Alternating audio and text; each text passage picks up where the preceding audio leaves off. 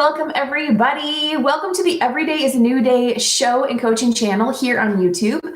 My name is Kim O'Neill. I'm a transformational confidence coach for interviews and life, as well as the host of the Every Day is a New Day podcast and live show. And today we are on week 3 of my What Self-Love Looks Like 11-week series.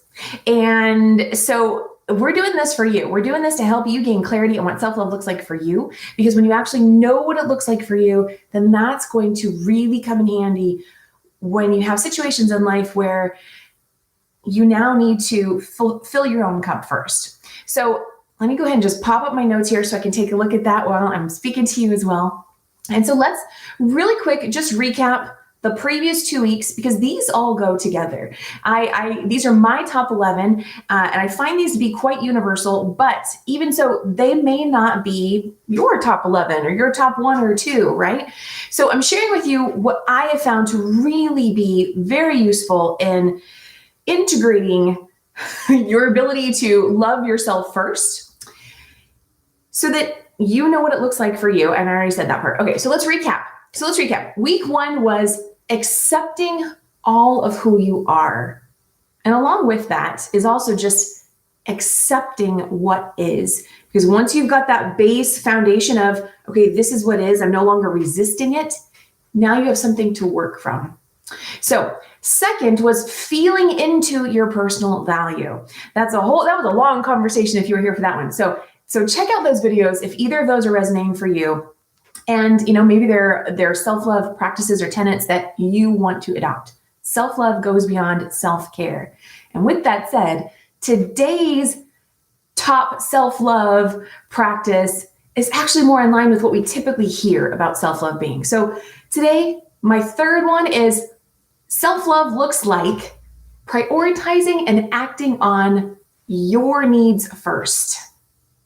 Your needs first. There's a lot in there. There's the prioritizing part. There's the taking action part. There's the, what are my needs part? And then the first part, which is really just reiterating the prioritizing part, right? So when you think about your list of priorities, anything and everything. So the people in your life that maybe you take care of, the job that you have, any other obligations that you have on your plate, maybe you help out your parents, take care of them, things like that. Where are you on your list of priorities? Are you already at the top? Are you at the bottom? Are you somewhere in the middle? Or are you literally nowhere to be found whatsoever? Do you find yourself continually saying things like, gosh, when am I going to have time for me? Or, when are other people going to let me? Those are traps. Those are telltale signs that you had not prioritized yourself first. And here's the thing. It's your job to prioritize yourself. It's not someone else's job. I'll get into that a little bit more as we go. Let me go ahead and just take a quick look over here. If you are with me live, I see we've got some live viewers. If you're with me live, feel free to go ahead and say hello in the comments. And, let me know if you have questions as we go through this. I'm here to answer and connect with you. And I am going to also pull cards at the very end of this. So we're looking at where are you on your priority list? And are you on it at all? Really taking a look at that, because your efforts in doing things for other people and other situations really get diluted when you aren't giving from a full cup first. You may have heard the phrase, fill up your own cup first. You can't really give to others, right? Like, let's say you've got a cup of water and it's only half full. Well, what are you going to give to that person? You're going to give them your half and then you have nothing at all? Or do you have a full cup and then you give them half and now, you still only have a half cup yourself? And that was so nice of you, right? It was so nice of you to give. But to really be in best service to those around you, really the goal is you want to give from the overflow. So let's say someone's pouring up your cup, and really that's you, that someone is you. Someone's pouring up your cup with water, and it gets all the way to the top, and then it starts to overflow. You want to give from that overflow so that you are always giving from being whole yourself. And so I've said this in previous videos. I want to say it again. You are always whole. You are not broken. You don't need to be fixed. And yet you may know or be able to identify with what it feels like to feel broken, to feel like you need to be fixed, like something's wrong with you. And that's not the truth. Anything that doesn't feel good has some level of mistruth in it, or a lie, some sort of falsity about it. And so the truth is you deserve to be feeling your absolute utmost best.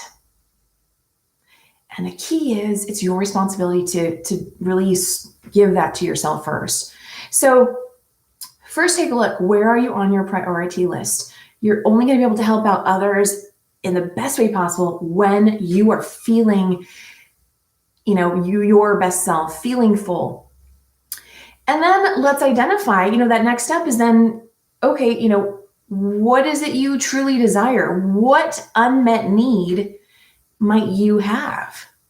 Is there an area of your life that is being neglected?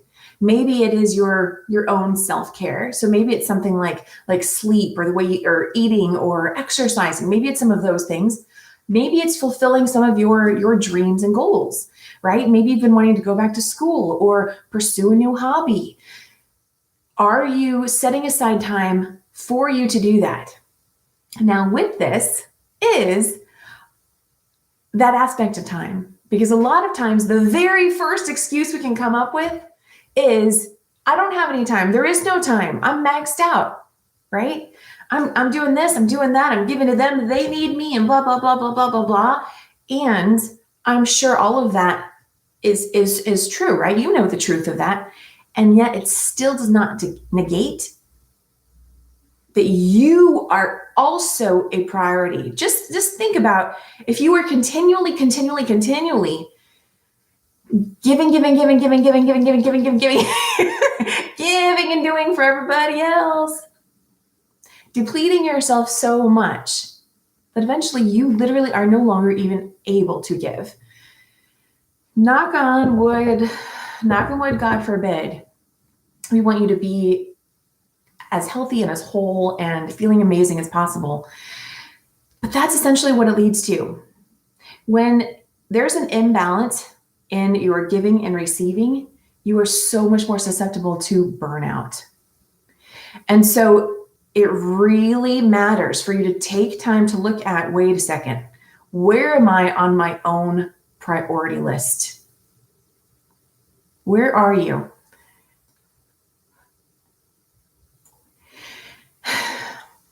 And so if you don't already have time, what may be the next step for you to do so that you do have time? Where can you make time in your schedule? Are there certain things that you're taking on as, I have to be the one to do this, when really there are other people who can do some of those things? So opening up time may be the very first place for you to start. The next thing that tends to come up is, let's say that you already have some time and you're taking action, you're taking care of yourself, you are, you're making sure that you're getting some exercise, that you're taking steps to pursue certain dreams and goals. But somewhere in there are things not still falling into place. Is it possible? I'm going slow because we're building up. Is it possible that you don't fully allow yourself to receive? So maybe you're doing things so that you can fill up your cup, but somewhere within you, you actually still kind of have some resistance to feeling valuable and worthwhile of receiving. Does this resonate? Does this make sense? Can you think of times in your life where you kind of like, we're putting the brakes on? This goes back to the previous video. So again, if you didn't see that one, I know it's a little long, but it was really good. So I encourage you to watch that. That was what self-love looks like. Number 2, feeling into your personal value. because you want to have that open channel. You want to be that physical vessel that can allow yourself to feel and receive. A quote, I've heard it before, but I just heard it again yesterday, and I absolutely love this. So I want to share it with you. A quote by Marbeth Dunn, this beautiful love-filled energy. She says, giving and receiving are the same energy. I just love that. I love that.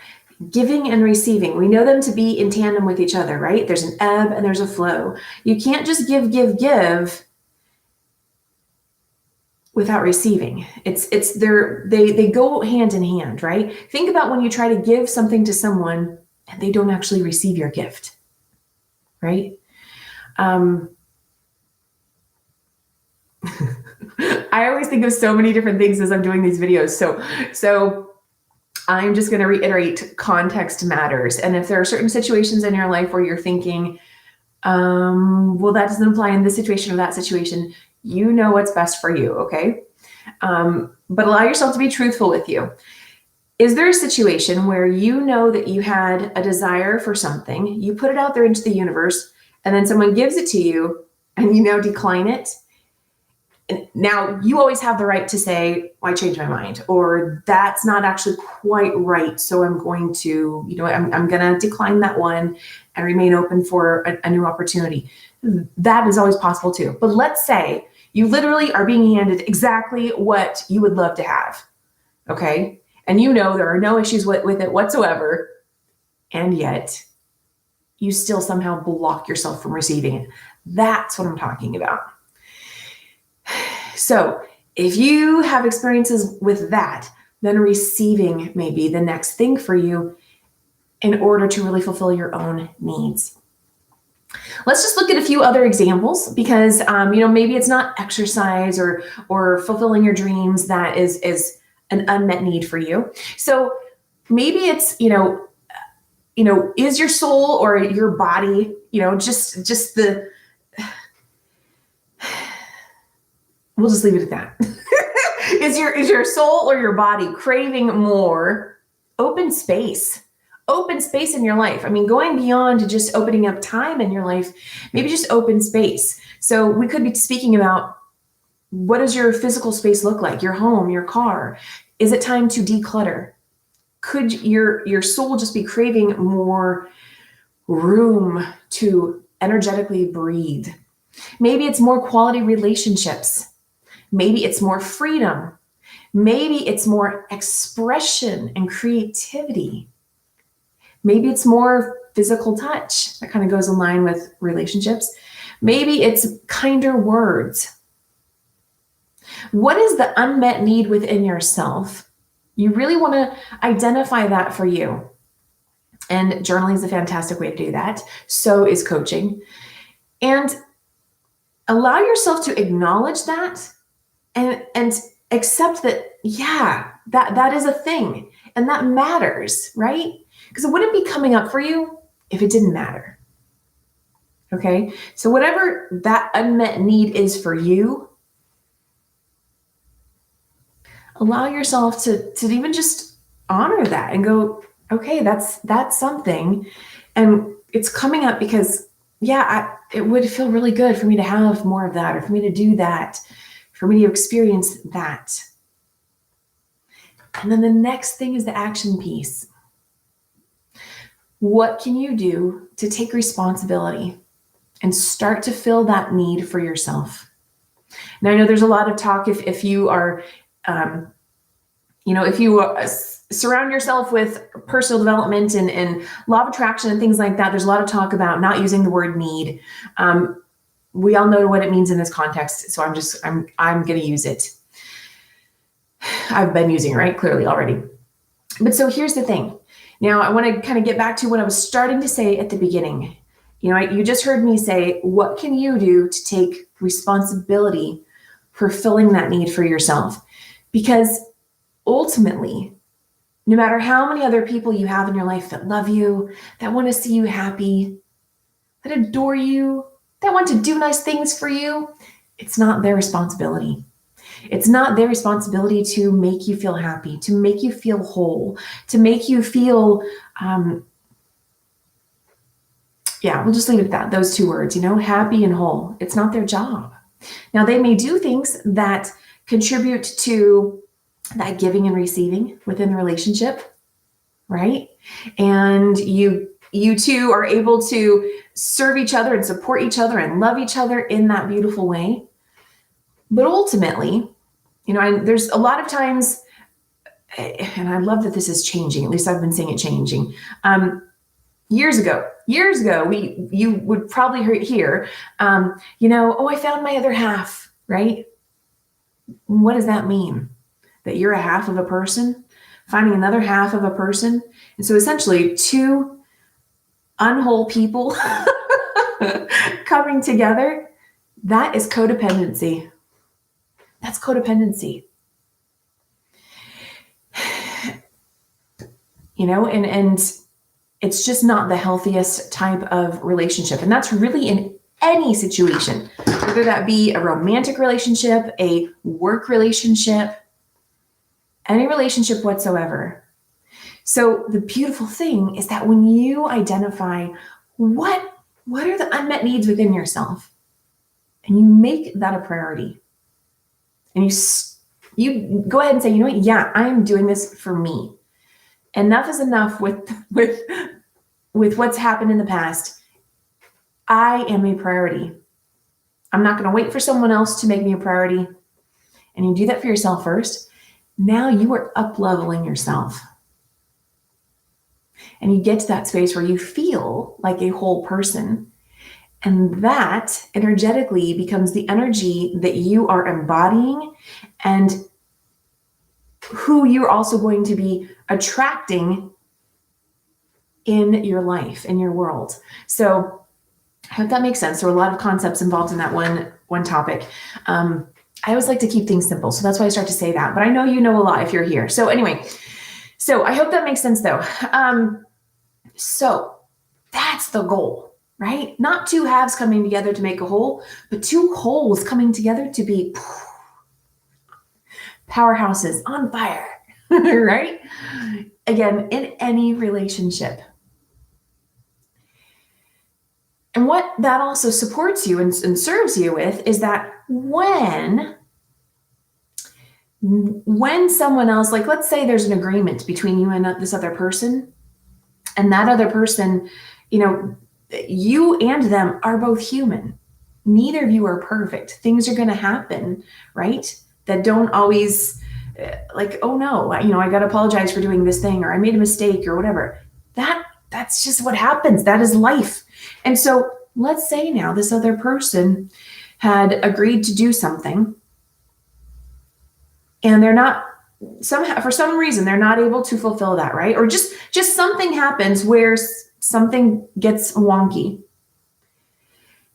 It's so much easier for you to be accepting and forgiving and at peace within yourself versus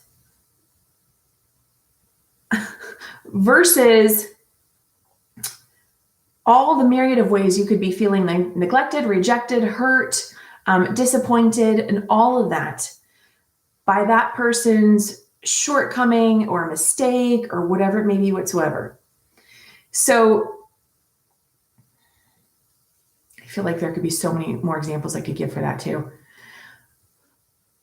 Anyway, so I hope that makes sense as well. So, and it's not about condoning that other person's behavior, but it's about supporting yourself and maintaining your own alignment, regardless of what happens outside of you. That is the point, right? Because when you are in alignment with yourself, then you're able to operate as your best self possible more often than not.